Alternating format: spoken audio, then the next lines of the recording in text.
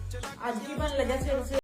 मम्मा कल रात पापा कहते थे सर कि उन्होंने पिज़्ज़ा खाना है, लेकिन पिज़्ज़ा बनाने में बहुत टाइम लगेगा, इस करके मैं एक पिज़्ज़ा की बहुत ही ईजी रेसिपी बनाने लगी हूँ। पिज़्ज़ा खाओगे?